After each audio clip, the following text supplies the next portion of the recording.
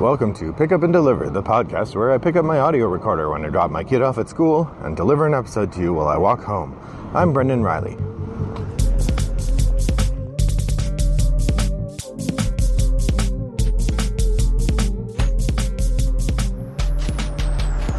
Well, good morning, dear listeners. It is Friday, September 6th?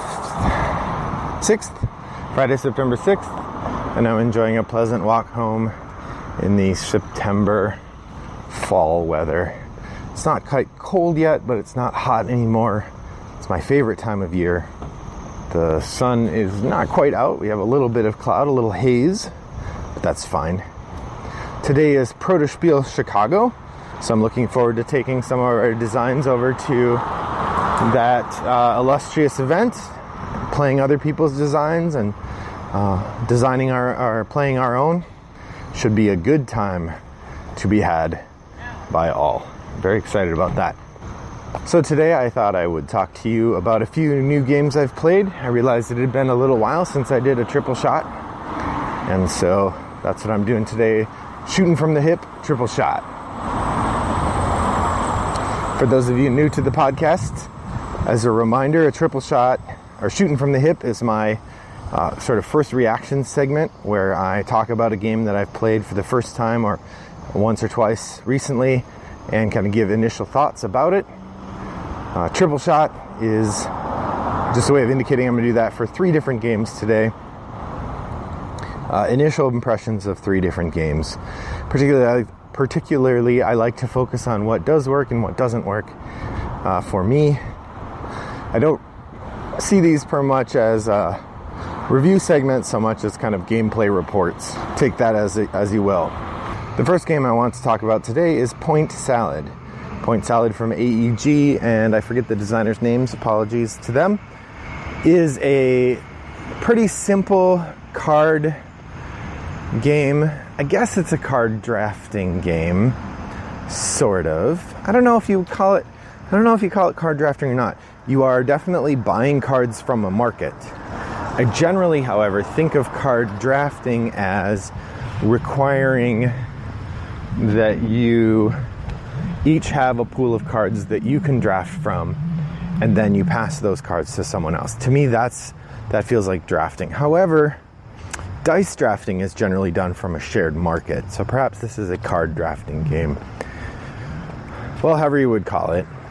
In the game you play, there are 6 different kinds of vegetables, and there are an even number of vegetable cards in the deck for each kind of vegetable. On the front of the card is a picture of that vegetable, and those are all the same. On the back of the card is a scoring formula that involves some combination of vegetables, usually not the one on the front of the card. So on one side of the card might be a carrot, on the other side it might say 2 cabbages equal 5 points. Gameplay is dead simple. On your turn, there's a market of 6 vegetable cards face up and 3 face down scoring cards. You can take either 2 vegetable cards or 1 scoring card. Then you refill the market and it's the next person's turn. Refilling the market means turning the scoring cards over into vegetables, so the scoring cards are very rarely left in place very long. So it's pretty hard to plan ahead very much because you don't know what formulas are going to be there when it's your turn. That said, this isn't a game of deep strategy. It's light tactical strategy because you only can react to the market as it exists for you.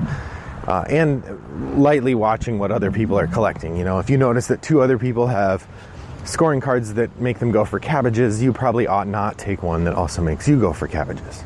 Though one other mechanism that I like is that you can at any time turn one of your scoring cards over and make it a vegetable card, but you can never go the other way. So you can always get rid of a scoring card that's not helping you or maybe even actively hurting you, because some of the scoring cards will have negatives. Like it might say 3 points per carrot, 3 points per pepper, minus 2 points per cabbage.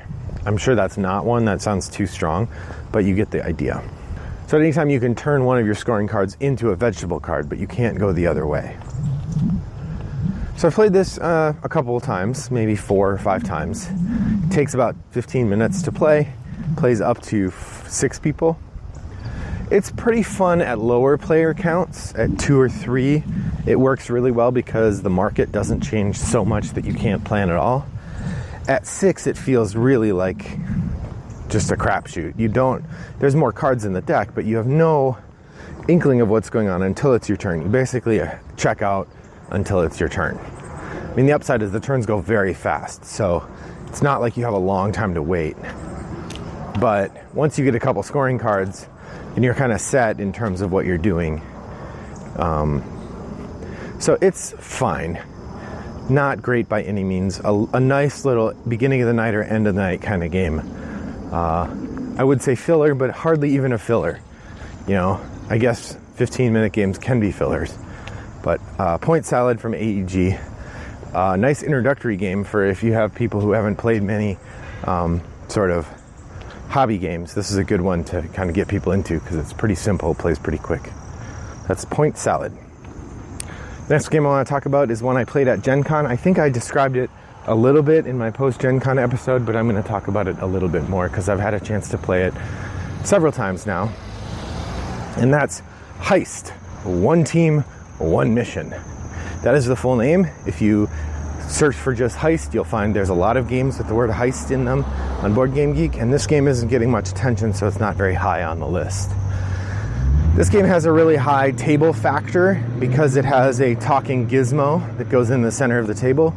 Basically, the premise is you are working together to rob a bank, and you're earning money by pushing buttons in the right order on this box. The tricky part comes from the fact that how it determines who should push a button depends on which of the 8 little bits of plastic you have. Maybe you have the laptop, maybe you have the goggles, maybe you have the gloves. And most of the things you're doing in the game is passing those objects back and forth to different players. So it becomes hard to remember. So the tricky part is making sure the object is in the right place and then remembering which objects you have so that when it calls on you to push your button, you can do so. It's an easy game to learn. It takes about a minute to teach and 6 minutes to play. We played 4 or 5 times at the last toggle evening toward the end of the night, and we had several people kind of stop and watch for a minute because it's goofy fun. It definitely falls into the category of something like Happy Salmon, where it's an experience. It's fun to try. I wouldn't put it as universally beloved as Happy Salmon. I wouldn't probably suggest that you bring it to everything you go to. Like I think of Happy Salmon as a universal game that I should always have with me when I go places because it's so fun, so easy to teach, and so quick. HEIST isn't that way necessarily, but it is a fun little experience. I will also say that it was fun because I was taught it and got to play it with Rob Davio, the guy who invented Legacy Games, the creator of Pandemic Legacy, along with Matt Leacock, obviously, and Risk Legacy and Betrayal Legacy and so on. So he's a fun person to interact with, and I got my picture with him, so that was fun to have that opportunity as well. I will put that in the show notes on rattleboxgames.com if you'd like to see what he looks like with me and my design partner Rob standing next to him. So that was HEIST, one team, one mission. So last one I want to talk about, I'm probably least qualified to talk about because I was taught it, I didn't read the rules myself, and I've only played it the once, and I played it in the most complicated way. But this is Raiders of the North Sea. This game was nominated for the Spiel des Jahres, or Spiel des Jahres, I need to find out how to pronounce that, maybe 2 years ago, and did not win, but it's pretty good. Then there have been 2 expansions for it, which every review I've read of the expansion suggests that really this is the way the game ought to be played. Once you've played with the expansions, you really don't want to go back, which is a nice thing for an expansion to be. You don't want an expansion where it's not fun to play, or, I mean, like, think of Cerebria, for instance. The advanced mode in Cerebria is really cool, but I've only ever played it solo because I can't get people to play Cerebria enough to learn it well enough to be able to use the advanced mode. Whereas Raiders of the North Sea is limited enough as a game. It's easy enough to play that I think adding the expansion in, if you're for experienced gamers, adding the expansion in was not a problem at all. So if you haven't played it, Raiders of the North Sea is a worker placement game. The unique twist on this one is that you, when you send your workers to the gathering space, or whenever you send your workers anywhere, you send one worker somewhere and you get a worker back. When you're using the gathering spaces or the worker spaces, that means you get 2 worker actions each turn. You get one action where you put your worker down on one of the spaces, and you get one action where you pick a different worker up off one of the other spaces. This is a nice push-pull mechanic that really provides for some interesting thinking. It means that most of the spaces you want to use are available most of the time, but every now and again there'll be one where you just can't, where you really want to use the worker you have for space X, but there's no one on space Y, which you really need to do also. So then you have to decide, do you put your worker on space Y and pick up your worker from somewhere else? Or do you do space X and forego space Y? The other option is to do a raid, which is where you send your worker to a special spot and you gather stuff and various things happen, and then you get a worker back from that spot. So you only get one action, but it's more of the point collecting, resource collecting kind of action. This is from Shem Phillips, the same designer who later did Architects of the West Kingdom, which has gotten a lot of good buzz, and I think I talked about in earlier Shootin' from the Hip episode. The art is done by the same person that did the art for that game, and actually this game is first. So, like I said, I got to play it with both of the expansions, the Hall of Legends and something else. I don't know. There's 2 expansions for the game, and I got to play with both of them. Overall, it was a very enjoyable experience. I like the push and pull of the two actions when you're placing and pulling your workers versus one action when you're raiding. The variety that comes out in the board setup means that the game is a little bit different every time. I like the nuances of the 2 additional sets of things added by the expansions. It's hard because it was the first time I played it, so it's hard to imagine what the game would be like without those. I imagine a bit quicker, a little less deep, but for that, I really enjoyed the depth that those elements provided, and it provided a breadth of ways to score points that made for an unpredictable ending to the game. Versus, I think, with fewer options for scoring points, the end would have been clearer early. And I'm not always a big fan of that. The art in the game is beautiful. It's very stylized, so it has a particular look.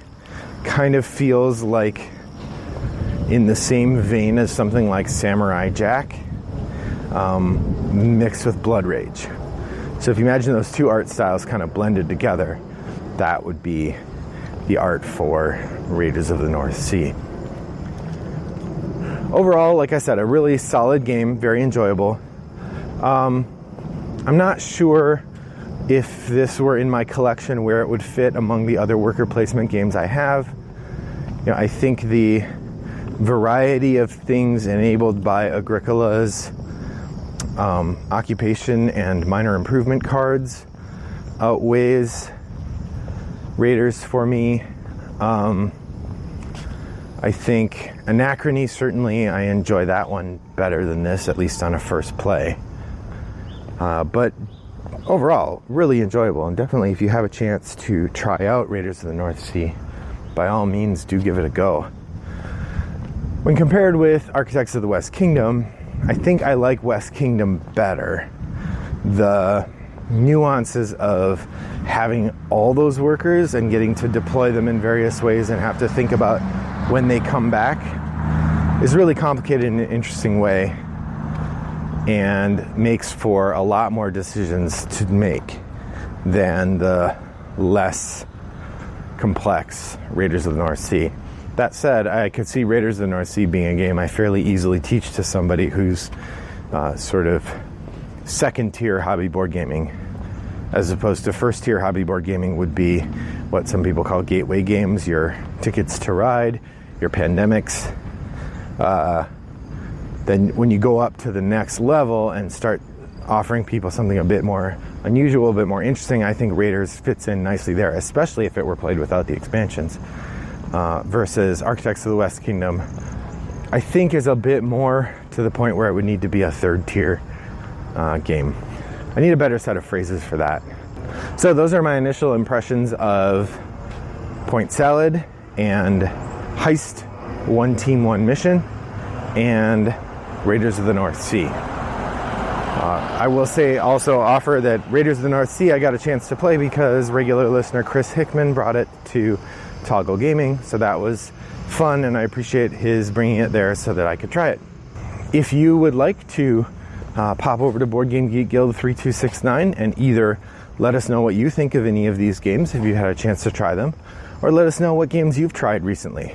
Remember that shooting from the hip is your initial response to early plays of a game, so I'm keen to hear what's something you've encountered for the first time recently that you found, and what did you think of it? I was going to say that you found good, but no, if you didn't like it, pop that up as well. All discussions are interesting over on Board Game Geek Guild 3269 for pickup and deliver. So one last note, I posted this in the guild as well, but some of you may not visit Board Game Geek. I discovered recently, because I went and listened to the podcast on the stream, which I don't normally do, but I was trying to listen to an episode and that was the fastest way, that there have been advertisements on the podcast. This was not something I intended. From what I can tell, it looked like the podcast host that we use, Spreaker, instituted a monetization scheme, and it applied automatically unless we opted out, which we did not realize. It's also possible that I clicked yes when I should have clicked no at some point in some interface, and suddenly there were ads on the podcast. This was never my intent.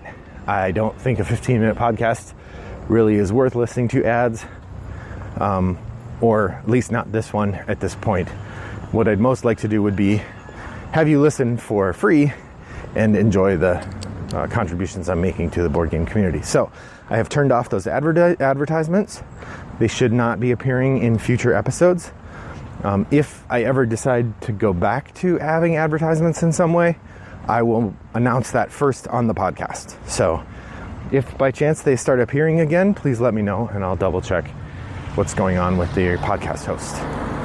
As an aside, it looks like I have $9.50 advertising credit, which is 50 cents under the amount that I have to have before they will actually send me any money. So I have this sort of nebulous fake money sitting there taunting me, I guess. Anyhow, those are the sacrifices I make for you listeners. No, really, I don't want you to have to listen to ads. So happy to turn those off. So do pop over to Board Game Geek Guild 3269 and let us know what you've been thinking. Otherwise, thank you for joining me, and I look forward to next time we walk together. Until then, I hope your next walk is as pleasant as mine was. Bye-bye.